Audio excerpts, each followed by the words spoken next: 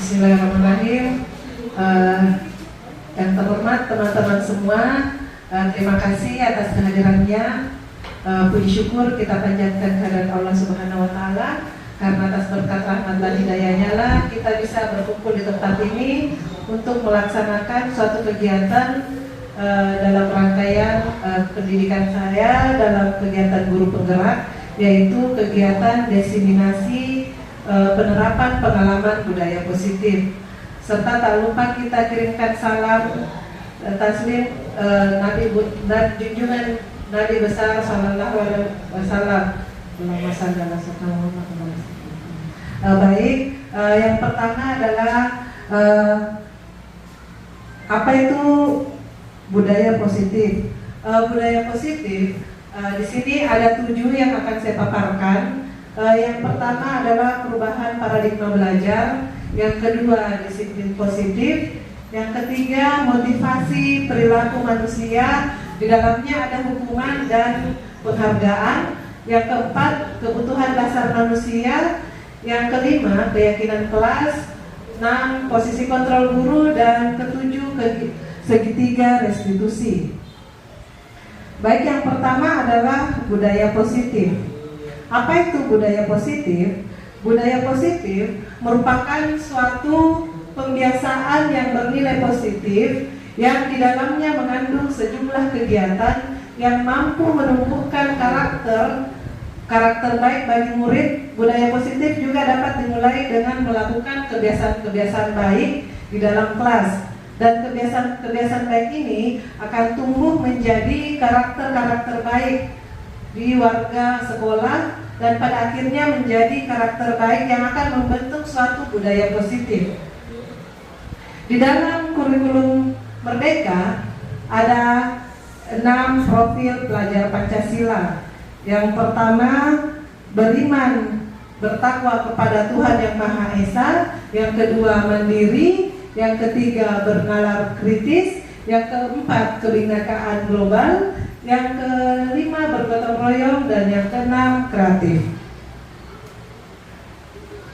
Baik, nah, apa itu disiplin positif? Dalam kata ini ada 2, ada disiplin dan ada disiplin positif. Yang pertama, apa itu disiplin? Bisa dibantu apa itu disiplin? Tepat waktu. Nah, ada lagi yang bisa, Bapak Ibu guru, ada lagi yang bisa menyampaikan pendapatnya tentang disiplin? Sesuai aturan. Baik, di sini disiplin berarti teratur dan patuh pada peraturan. Kata disiplin juga sering dihubungkan dengan hukuman, padahal sesungguhnya itu berbeda. Karena belajar tentang disiplin sebenarnya tidak harus diberi hukuman. Justru hukuman itu menjadi alternatif terakhir jika ada yang namanya pelanggaran. Di dalam disiplin positif ada namanya pendekatan disiplin yang mengajarkan tanggung jawab kepada anak dan mengembangkan kesadaran diri berdasarkan nilai-nilai kebajikan. Disiplin positif lebih fokus pada disiplin internal yang memungkinkan siswa mengontrol tindakan mereka sendiri.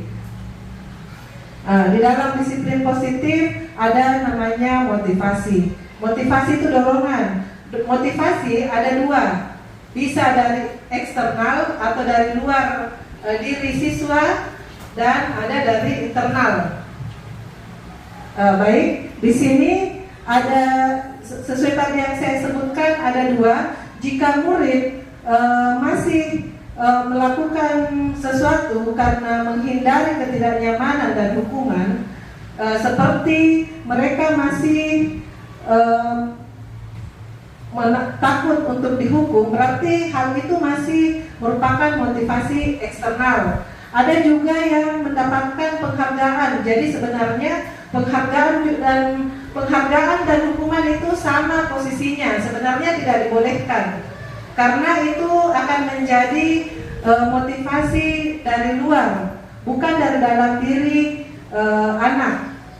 Yang seharusnya ditumbuhkan adalah motivasi internal, yaitu menghargai diri sendiri sesuai dengan nilai-nilai yang diyakini. Kita ke hukuman dan konsekuensi. Mungkin selama ini apakah menurut Bapak Ibu guru konsekuensi dan hukuman itu sama?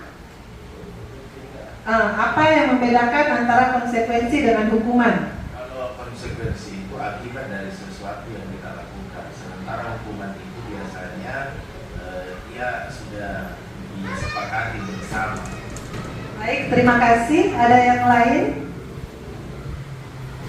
Baik, di sini di materi saya hukuman itu sudah seperti yang disampaikan tadi Pak Uja. Hukuman itu bersifat sebenarnya tidak terencana dan tiba-tiba. Terus dia di luar dari, misalnya seperti dia melanggar dia melanggar terlambat datang, tetapi disuruh pungut sampah, tidak ada kaitannya. Berarti itu adalah sebuah hukuman. Kalau konsekuensi, ada keterkaitan antara apa yang dia kerjakan, apa yang dia langgar, dan apa yang menjadi konsekuensi setelahnya. Seperti ini, konsekuensi itu sudah terencana dan disepakati, sudah dibahas dan disetujui oleh murid dan guru. Jadi yang sebenarnya yang harusnya dilakukan itu konsekuensi, itu yang sudah terencana. Kalau hukuman, tiba masa tiba akal ceritanya, dan tidak ada kaitannya dengan apa yang dilakukan oleh si murid ini. Baik, di sini ada beberapa kasus yang akan saya sajikan. Bisa Ibu Guru, Bapak dan Ibu Guru bantu. Yang pertama, kita lihat contohnya. Menurut Bapak Ibu Guru, kalau mencatat 100 kali di dalam buku kalimat saya tidak akan terlambat lagi karena terlambat ke sekolah, apakah ini merupakan hukuman atau konsekuensi? Konsekuensi? Bisa hukuman, bisa konsekuensi. Bisa dijelaskan mengapa menyebut konsekuensi? Kalau menurut saya kan tadi konsekuensi itu berarti sudah ada kesepakatan. Berarti sebelum melakukan kesalahan itu kan ada kesepakatan seperti ini. Ini termasuk kesalahan yang sudah disepakati hukumannya.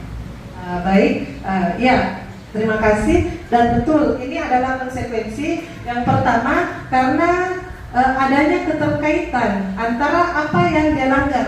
Dia kan terlambat sekolah, terlambat datang ke sekolah, dan dia mendapatkan konsekuensi menulis 100 kali saya tidak akan terlambat lagi. Baik, untuk kasus kedua, lari mengelilingi lapangan basket 2 kali karena terlambat hadir di sekolah. Apakah hukuman atau konsekuensi? Hukuman. Karena tidak ada keterkaitan antara apa yang dilanggar dan apa yang menjadi sanksi atau setelahnya. Oke. Yang ketiga, membersihkan coretan yang dibuatnya di meja kelas. Ini adalah konsekuensi karena adanya keterkaitan. Dan yang terakhir, untuk guru olahraga, murid diminta untuk push up 15 kali karena tidak menggunakan masker ke sekolah. Apakah ini konsekuensi atau hukuman? Hukuman, karena tidak ada keterkaitan antara push up dengan pemakaian masker. Oke, di sini ada penghargaan. Jadi seperti yang saya sampaikan sebelumnya, penghargaan dan hukuman itu adalah cara mengontrol perilaku seseorang yang sebenarnya menghancurkan potensi pembelajaran yang sesungguhnya. Jadi sebaiknya yang namanya reward, penghargaan juga sebenarnya itu tidak disarankan karena sama menghancurkannya seperti dengan hukuman. Jadi dia hanya menimbulkan motivasi eksternal saja tanpa adanya kesadaran diri dari dirinya sendiri. Lanjut, kebutuhan manusia. Manusia memiliki 5 kebutuhan dasar. Yang pertama, kebutuhan untuk bertahan hidup. Yang kedua, kebutuhan cinta dan kasih sayang. Yang ketiga, kebebasan. Yang keempat, kesenangan. Dan yang kelima, kekuasaan. Nah, di sini ada lagi contoh kasus. Jadi dari yang tadi kan mungkin Bapak Ibu guru sudah tahu bagaimana itu kebutuhan bertahan hidup, bagaimana itu yang mana itu yang termasuk kebutuhan cinta dan kasih sayang, dan yang mana yang termasuk kebutuhan kebebasan. Nah, di sini ada contoh kasus. Bisa Bapak Ibu guru menyebutkan, kan tadi ada 5 kebutuhan bertahan hidup, kebutuhan cinta dan kasih sayang, kebebasan, kesenangan, dan kekuasaan. Nah, pada kasus pertama, Dinda seorang anak kelas 3 SD. Begitu tiba di rumah sepulang dari sekolah, Dinda menangis dan mengadu pada ibunya bahwa dia benci pada Rani, ibu gurunya. Ibu gurunya bilang, aku tidak boleh bersenandung saat mengerjakan tugas. Katanya harus tenang, tidak ada suara, kan tidak seru. Jadi kebutuhan hidup yang mananya pada murid ini yang dilanggar, yang tidak terpenuhi. Dia di sini sebenarnya kesenangan. Kenapa? Karena dia sebenarnya senang bersenandung saat belajar, tapi kebutuhan dasarnya dia sebagai manusia itu tidak terpenuhi. Dan yang berikutnya, ibu guru tidak menyapaku hari ini, padahal aku pakai jepit rambut baru. Kebutuhan hidup yang mananya yang direnggut atau yang dilanggar di sini? Cinta dan kasih sayang. Tadi ada 5, Pak. Tidak ada penghargaan. Yang pertama, kebutuhan untuk bertahan hidup. Yang kedua, cinta dan kasih sayang. Yang ketiga, kebebasan, kesenangan, kekuasaan. Jadi kita pun sebagai manusia punya kebutuhan dasar ini.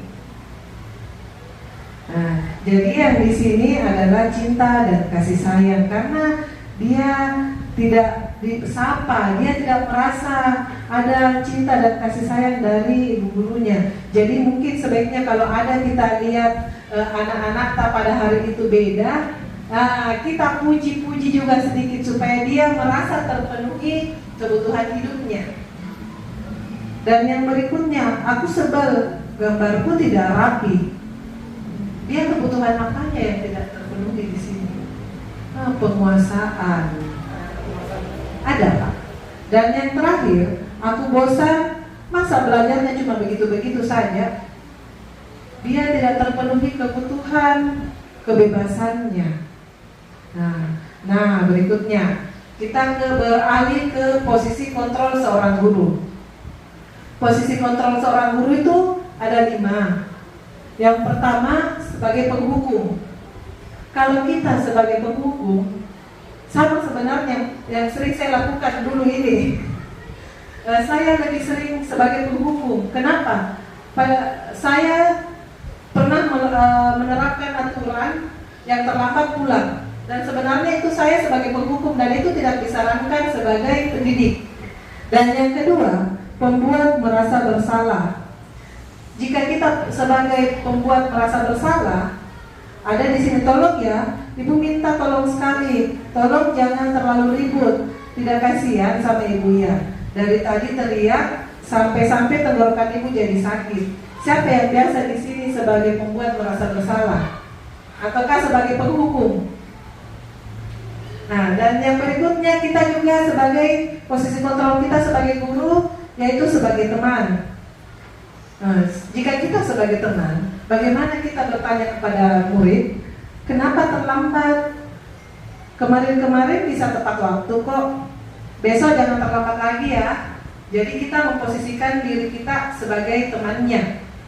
Dan yang terakhir adalah pemantau. Kalau kita sebagai pemantau, kita mengingatkan apa konsekuensinya jika melanggar suatu aturan atau melanggar keyakinan kelas. Dan yang terakhir, manajer. Untuk posisi kontrol manajer di sini, apa kamu menyadari bahwa yang kamu lakukan itu tidak benar? Kira-kira bagaimana agar kita bisa memperbaiki ini? Apa yang bisa kamu lakukan untuk memperbaiki ini? Jadi pada posisi manajer ini, kita sebagai guru menanyakan dulu apakah yang dia lakukan oleh murid ini benar atau salah. Setelah itu ditanyakan lagi, bisa tidak diperbaiki. Terus ditanyakan lagi kembali ke murid, apa cara untuk memperbaikinya. Dan sebagai guru, posisi kontrol yang paling baik adalah sebagai manajer. Jadi sebagai guru kita sebaiknya pada posisi manajer, tidak sebagai penghukum, tidak sebagai, tapi kadang-kala kita juga bisa pada posisi kontrol yang lain. Kita bisa sebagai teman, bisa sebagai pembuat rasa bersalah, tapi sebaiknya kita sebagai guru berada di posisi manajer. Dan untuk pemecahan masalah di kelas, di sini ada namanya segitiga restitusi. Jadi jika ada anak yang melakukan kesalahan, tidak langsung diberikan hukuman, tetapi kita melakukan namanya restitusi. Apa itu restitusi? Yaitu proses menciptakan kondisi bagi murid untuk memperbaiki kesalahan mereka, sehingga bisa kembali pada kelompok mereka dengan karakter yang lebih kuat. Untuk tahapan segitiga restitusi ada 3. Yang pertama itu menstabilkan identitas, yang kedua validasi tindakan yang salah, dan yang ketiga menanyakan keyakinan. Di sini saya bisa memberikan contoh bagaimana untuk menyelesaikan masalah jika menggunakan segitiga restitusi. Jadi jika ada anak yang terlambat misalnya,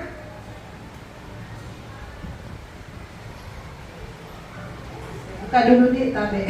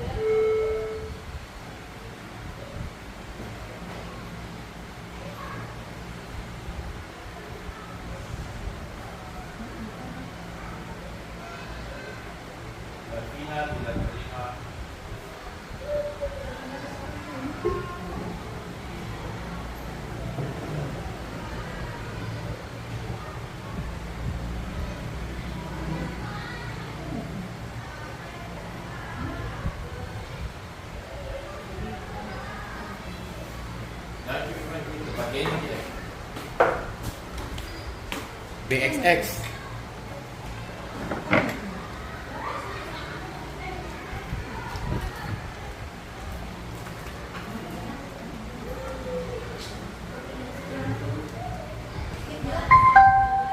BSX. Ada BSX. BSX.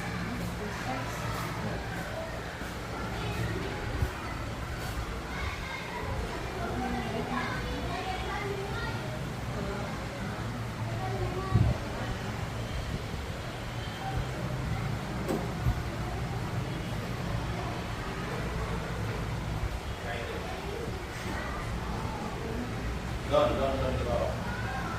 Ya, boleh. Oke. Silakan masuk.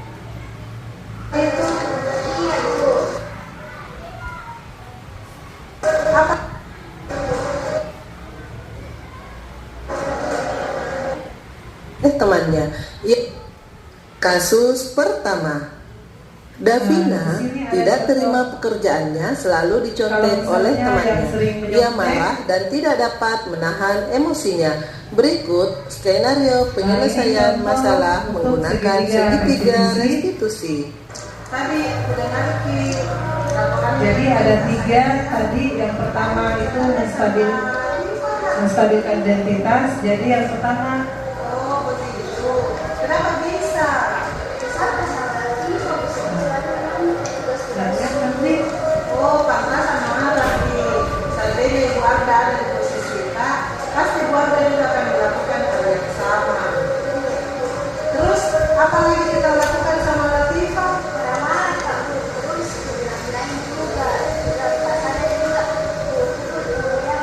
Pasti ada alasan atau kenapa kita lakukan itu?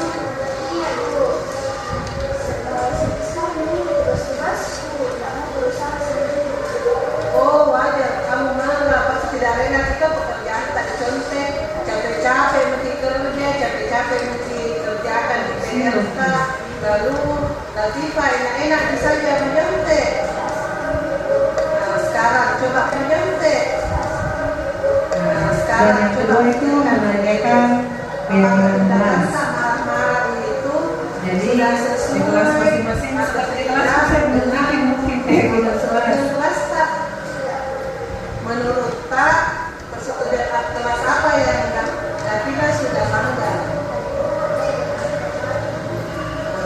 Saling menghargai dan menghormati itu penting atau tidak?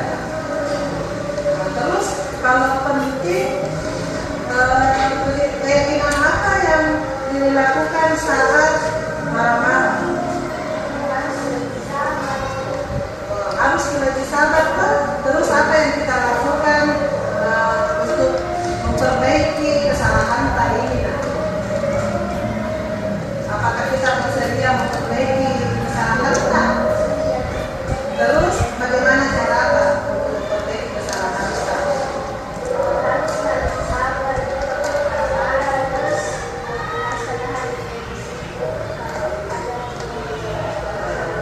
Tepat sekali Davina. Jadi harus lebih sabar lagi ya. Sekarang silakan Davina kembali ke ruang kelasnya.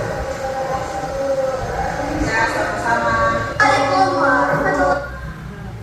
Baik, itu tadi contoh bagaimana pemecahan masalah menggunakan segitiga restitusi.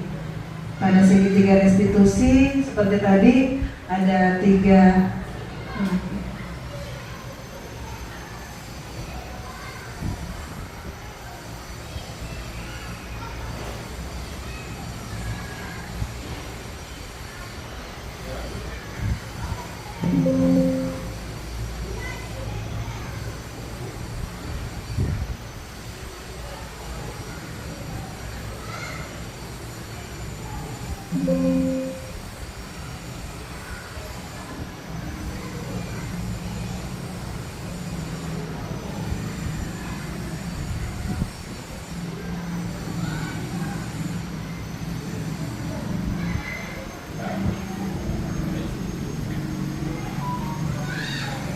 Oke, baik, pada segitiga restitusi ada 3 tahapan.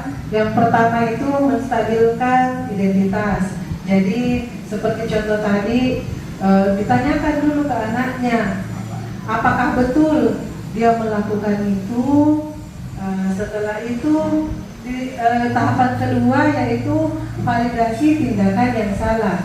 Jadi kita tanyakan kembali ke anaknya, apakah yang dia lakukan itu adalah menurut si anak ini adalah suatu kesalahan ataukah bukan.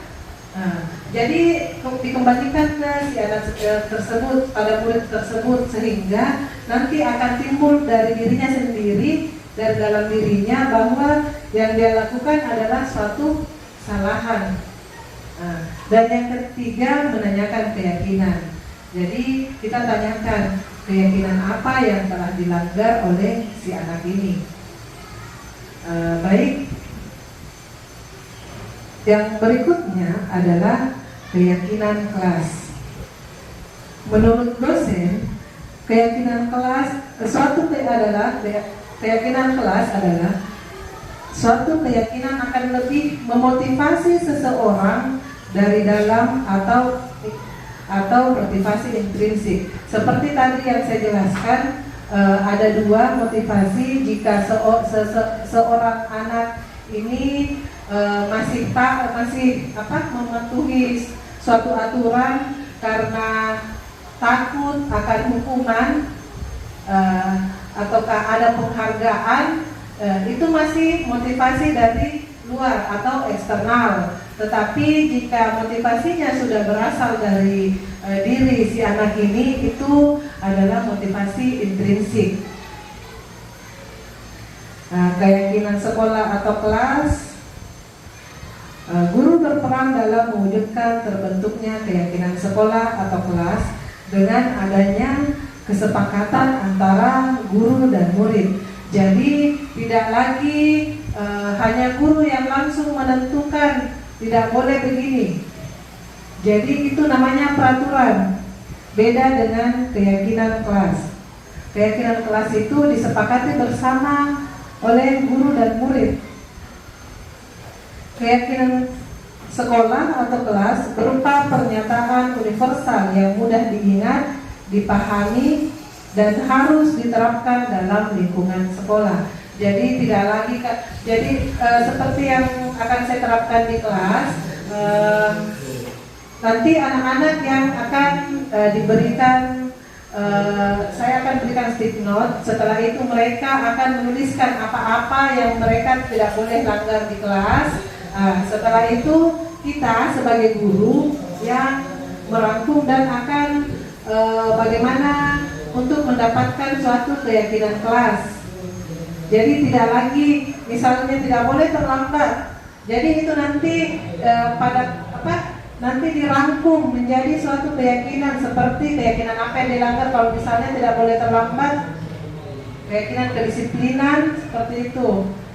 Jadi tidak untuk di kelas lagi tidak ada lagi yang namanya hukuman atau penghargaan, karena itu sama-sama merusak motivasi dari seorang anak. Oke, pesan keyakinan kelas. Sekian dan terima kasih. Terima kasih untuk teman-teman yang sudah meluangkan waktunya. Oke, bisa bertanya silakan. Lupa Kak buka. Oke, lupa Kak buka sesi tanya jawab. Baik. Terima kasih atas kesempatan yang diberikan. Ada hal yang mengganjal tadi di materi yang Ibu paparkan, masalah hukuman dan reward. Saya bingung kenapa reward atau kenapa dilarang, tidak diperbolehkan, kenapa? Apa contoh reward sebenarnya di kelas? Kenapa sehingga dilarang? Terima kasih. Baik, terima kasih. Saya akan menjawab sedikit. Mengapa hukuman dan reward itu sejajar, sama-sama sebenarnya tidak diharapkan di kelas. Yang pertama yang biasa kita lakukan seperti memberikan penghargaan kepada murid yang mendapat peringkat sampai peringkat 5. Yang peringkat 6, misalnya peringkat 5 nilainya rata-rata akumulasi nilainya 585, sedangkan yang harusnya yang dia di urutan ke-6 584, cuma beda 1. Pasti ada dari diri si anak yang tidak mendapatkan reward ini. Kurang 1 Ji, kenapa saya tidak dapat, Kak? Jadi imbasnya ke anak-anak yang lain. Begitu. Kenapa hal tersebut tidak diharapkan untuk di kelas? Baik, ada lagi dari teman-teman. Kasih banyak Bu Guru, murid baru pindahan ke Jakarta. Nah, itu tadi. Tadi persoalan reward. Kalau yang disampaikan tadi sama pemateri bahwa tidak boleh ada reward, lantas buat apa ada biasa perlombaan di dalam kelas yang notabene-nya nanti yang terbaik itu kan pasti mendapat reward, penghargaan. Jadi reward yang gimana yang dimaksud di sini? Contoh misalkan, mohon maaf, ada siswa yang paling cepat datang diberikan penghargaan. Tentu pasti yang merasa dirinya tidak, pasti dia merasa saya tidak kalau begini saya harus bermotivasi. Jadi yang dimaksud reward di sini yang bagaimana bentuknya? Baik, terima kasih Pak Uja. Saya sedikit ini tadi kenapa reward itu tidak diharapkan ya di kelas. Padahal biasanya kalau mengadakan lomba kita memberikan. Nah, kita kembali seperti ini. Bagaimana seandainya reward itu tidak ada? Jadi anak-anak itu kan menjadi motivasi dari luar dirinya anak. Jadi kalau reward itu tidak ada lagi, anak-anak tidak akan mau. Jadi tidak timbul sendiri dari dalam dirinya. Dia tidak dia hanya melakukan sesuatu karena adanya reward. Jadi tidak akan lama bertahan kebiasaan baik itu karena tidak ada kesadaran dirinya. Karena dia melakukan hal yang baik karena hanya karena mengharapkan reward atau penghargaan, bukan dari kesadaran dirinya. Jadi itu merupakan motivasi dari luar. Dan sebaiknya kita itu sebagai guru menumbuhkan motivasi dari dalam diri siswa sehingga muncul kesadaran diri oleh siswa untuk melakukan sesuatu hal-hal baik tanpa adanya penghargaan atau hukuman. Mungkin Ibu Kepala Sekolah bisa membantu sebagai fasilitator, membantu memberikan jawaban atas pertanyaan teman-teman. Baik, Bu.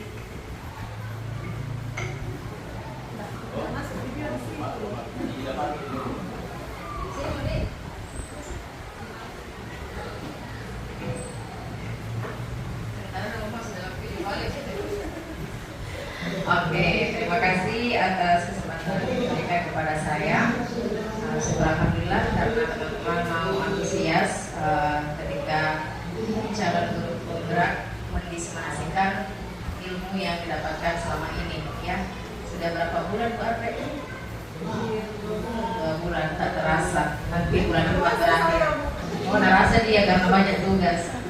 Oke, mengenai reward dan punishment, sebenarnya yang ditekankan di sini adalah punishment-nya. Punishment apa itu yang menyentuh fisik anak itu. Kalau rewardnya itu bukan dikategorikan berupa misalnya penghargaannya itu bukan tertuju di penghargaan, tapi karena tertuju di suatu keyakinan atau kesepakatan kelas.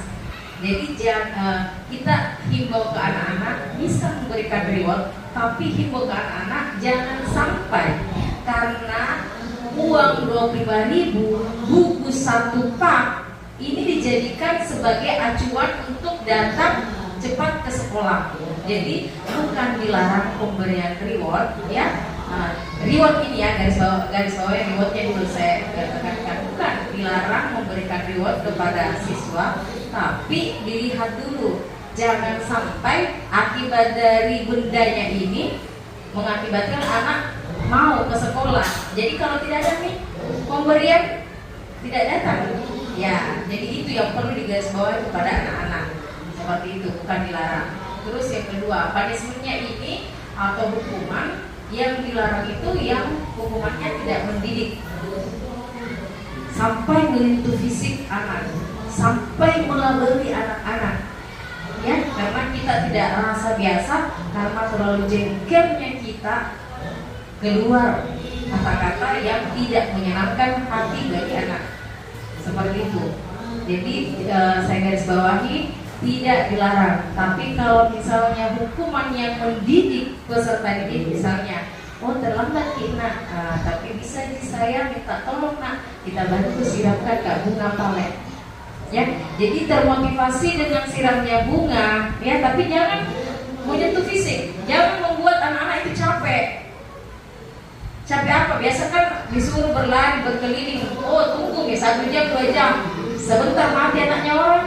Itu yang dikatakan bahwa tidak boleh memberikan hukuman yang sampai menyakiti fisik atau menyakiti mental anak-anak. Ada kan biasa seperti itu. Jadi bukan dilarang, tapi kita kondisikan. Oke, terima kasih. Baik Bu, terima kasih atas jawabannya. Untuk teman-teman masih ada yang ingin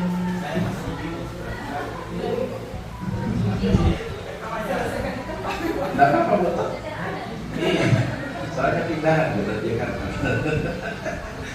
Bu, tapi ini saya terus terang sampai detik ini masih bingung seperti yang disampaikan tadi karena keluarga bahwa beda hukuman, beda konsekuensi.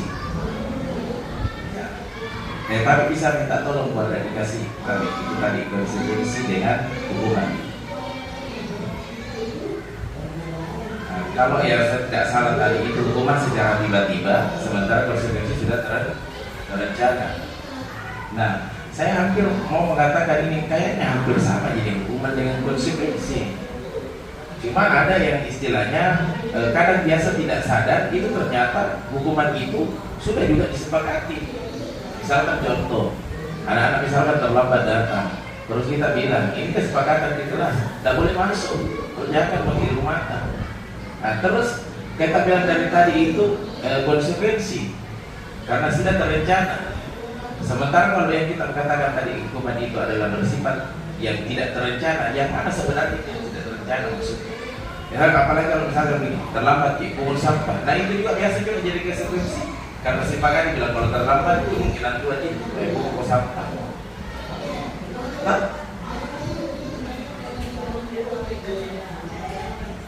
Nah, coba. Oke, saya kembali tadi jelaskan apa perbedaan hukuman dengan konsekuensi. Hukuman itu tidak ada kaitannya dengan apa yang dia langgar, aturan apa yang dia langgar. Sedangkan konsekuensi itu ada keterkaitan. Seperti tadi ini yang saya berikan kasus seperti ini yang tadi mencatat 100 kali di dalam buku kalimat saya tidak akan terlambat lagi. Ini masuk konsekuensi. Kenapa? Ini yang dia terima, konsekuensi yang dia terima menulis karena dia terlambat. Nah, ada keterkaitan. Nah, sedangkan kayak contoh ini, lari mengelilingi lapangan basket 2 kali kalau terlambat hadir sekolah, tidak ada kaitannya antara lari dan terlambat, kecuali kalau guru PJOK misalnya misalnya Vina terlambat pada mata pelajaran PJOK, jadi guru PJOK menyuruhnya untuk lari 1 kali di lapangan, itu bisa masuk konsekuensi karena sesuai ada keterkaitan karena pada materi PJOK seperti itu.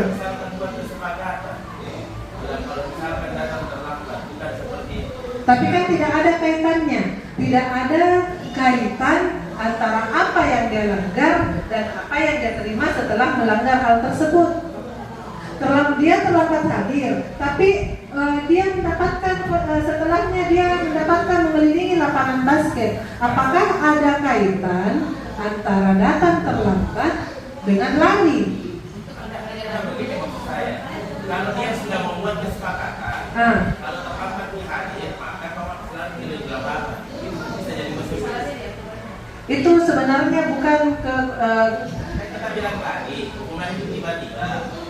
Oh, tidak direncanakan. Sementara itu tadi. Dan selain itu ada lagi yang lain, yang tadi yang saya jelaskan perbedaan hukuman dengan konsekuensi itu adanya keterkaitan. Kalau hukuman tidak ada keterkaitan antara apa yang diterima setelah melakukan, misalnya pada kasus ini dia terlambat, tapi disuruh lari keliling, itu tidak ada keterkaitan antara apa yang si anak ini terima karena terlambat. Tidak ada kaitannya sama sekali antara terlambat dengan lari, kecuali pada mata pelajaran PJOK bisa saja. Kalau misalnya pada saat itu memang pelajaran PJOK dan si guru PJOK memberikan hukuman lari, seperti itu konsekuensinya. Karena kan sekalian olahraga.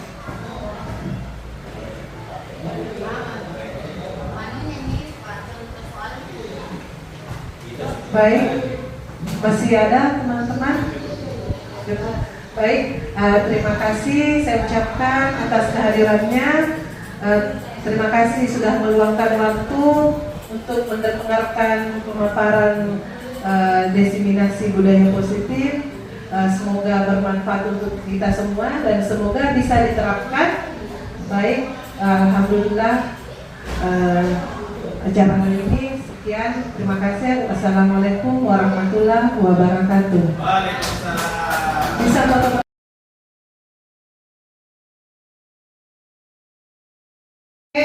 Assalamualaikum warahmatullahi wabarakatuh. Waalaikumsalam warahmatullahi wabarakatuh. Hari ini kita akan membuat keyakinan kelas. Apa itu keyakinan kelas? Kesepakatan yang harus kita taati, yang kita yakini dari diri kita. Kalau saya lakukan ini tidak bagus. Kalau saya lakukan ini yang rugi itu saya sendiri, bukan orang lain. Oke? Nah, sekarang siapkan sticky note-nya semua. Oke, siapkan sticky note-nya dulu. Silakan siapkan sticky note-nya.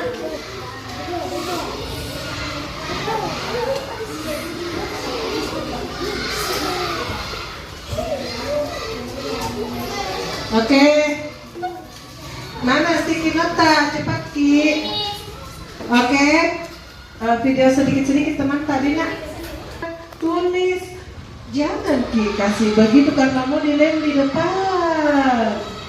Oke, silakan tulis di situ apa yang harus kamu lakukan atau apa yang harus dipatuhi.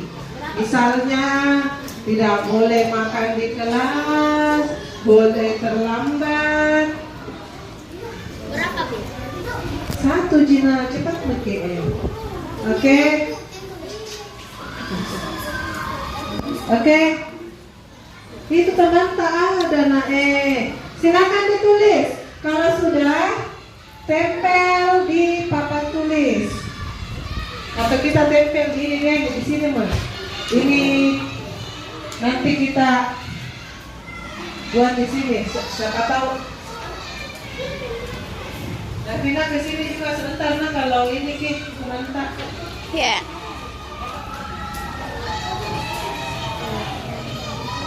Tidak ada magnet yang bisa ditempelkan ini.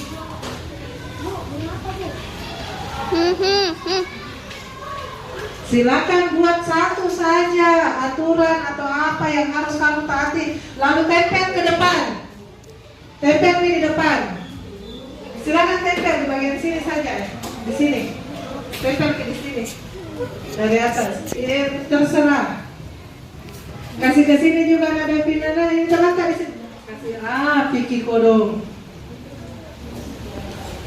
Oke, yang sudah silakan tempel. Perbaiki tempelnya, silakan yang lain silakan ditempel. Silakan ditempel. Silakan ditempel. Oke.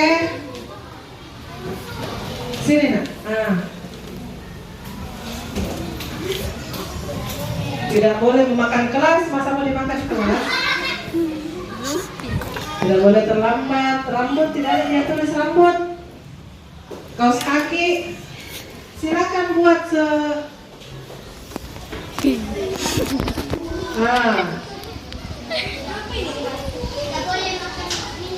silakan tulis saja baru simpan tempel di depan.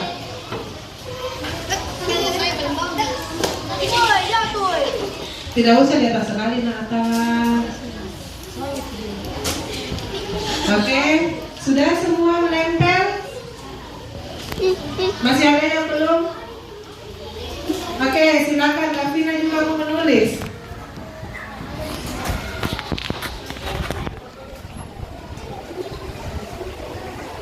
Oke, yang lain yang belum? Silakan yang belum. Kalau sudah silakan duduk.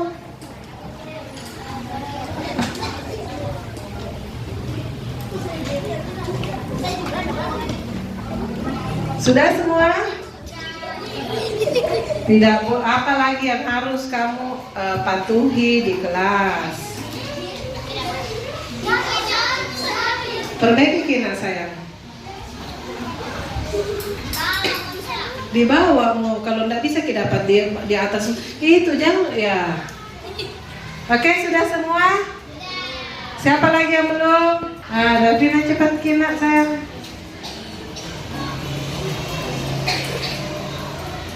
Oke, yang lain? Nah, di depan sudah banyak yang menempel. Ada yang tidak boleh main-main di kelas saat menjelaskan ibu guru. Tidak boleh terlambat, tidak boleh minum berwarna, tidak boleh makan di kelas, tidak boleh makan dan minum di kelas. Oke, kita kumpulkan dulu ya, yang mana yang sama atau serupa. Oke, yang tidak boleh terlambat. Kalau tidak boleh terlambat, apa yang harusnya kamu lakukan? Datang tepat waktu. Harus datang tepat waktu. Datang tepat waktu. Setelah itu tidak boleh makan dan minum di kelas. Apa yang harusnya kalian lakukan? Makan dan minum di luar kelas. Oke. Makan dan minum di luar kelas. Makan dan minum di luar kelas. Apalagi nih? Rambut kita tidak boleh panjang karena itu mengganggu pelajaran. Kalau perempuan, bagi siswa laki-laki rambutnya harus berapa ukurannya? Bagi siswa laki-laki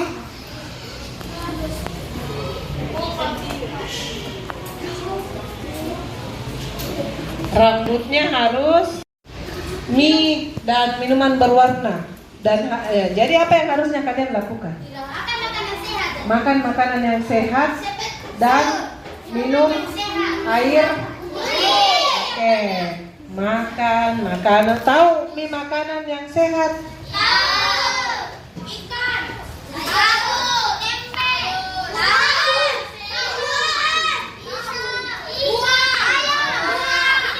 dan minum air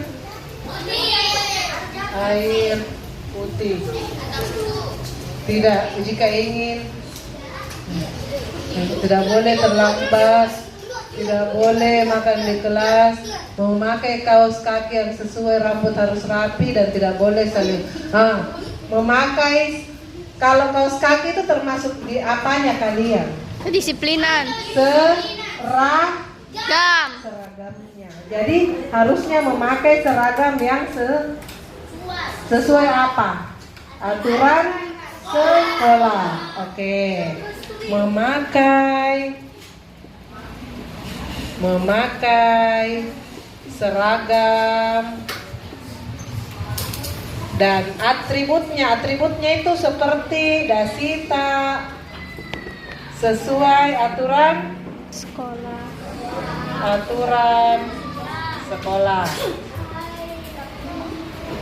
Nah, setelah itu apa lagi? Masih ada yang belum kutulis ya? Coba kemudian lihat.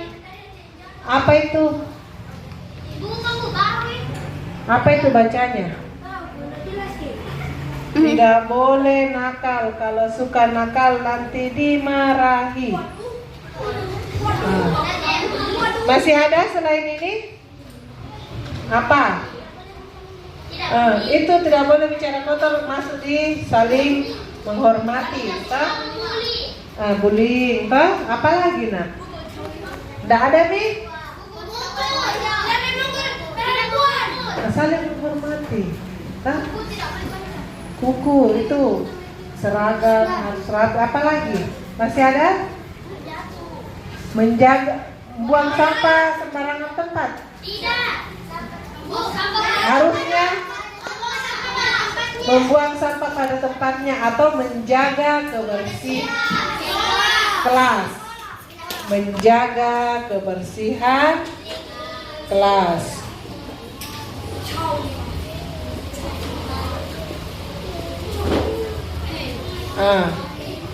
Oke, ini yang harus kalian lakukan. Oke? Nah, dan apa-apa keyakinan apa saja. Misalnya, datang tepat waktu itu nilai kedisiplinan. Nilai kedisiplinan. Berarti ada keyakinan yang pertama itu adalah keyakinan kelas yang pertama adalah kedisiplinan. Apalagi makan dan minum di luar kelas berarti ketertiban. Harus tertib. Apalagi nak? Bagi siswa laki-laki rambut dan maksimal 2 cm. Saling menghormati berarti kasih sayang. Nilai kasih sayang. Kalau membuang sampah kalau menjaga kebersihan kelas nilai kebersihan.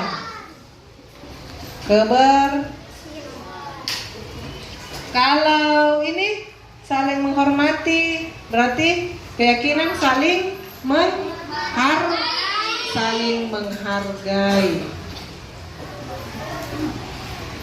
Saling menghargai. Apalagi? Menjaga kebersihan kelas masuk ini di kebersihan. Makan makanan yang sehat berarti menjaga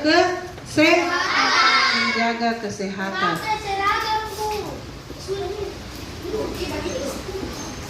Iya, ketertiban itu. Sudah lihat ini. Jadi ini ada 6 yang kita dapat keyakinan kelas tak. Oke?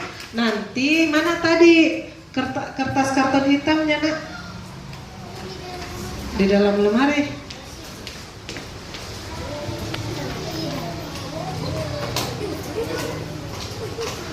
Ini jadi nanti sebentar kita tulis-tulis di sini, terus kita sepakati bersama. Jadi sudah ada keyakinan kelas atau yang harus kita patuhi di kelas? Iya. Ini siapa yang buat? Jadi jadi boleh melanggar tidak? Kalau melanggar berarti tidak melanggar perkataannya sendiri. Dik? Oke. Sebentar kita hias ini, Dik. Tulis yang ini, oke? Oke? Yang pintar menggambar kalau misalnya kedisiplinan gambar apa di situ. Oke? Oke, sebentar.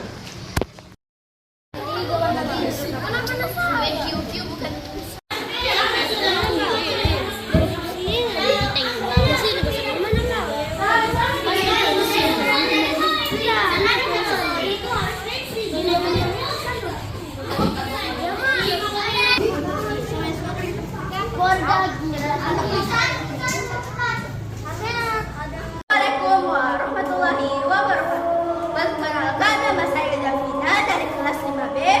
Saya sangat senang sekali diajak berdiskusi dengan Ibu Andi Mardati, dan saya harus belajar untuk menahan amarah dari perilaku teman sekelas saya. Saya juga harus belajar banyak bersabar dan menghormati menghormati teman saya. Assalamualaikum warahmatullahi wabarakatuh. Perkenalkan, nama saya Nur Akila Hairul. Saya berasal dari kelas 5B. Saya sangat senang sekali diajak berdiskusi bersama Ibu Andi Mardati untuk menemukan solusi dari kesalahan saya, dan saya janji tidak akan begadang lagi.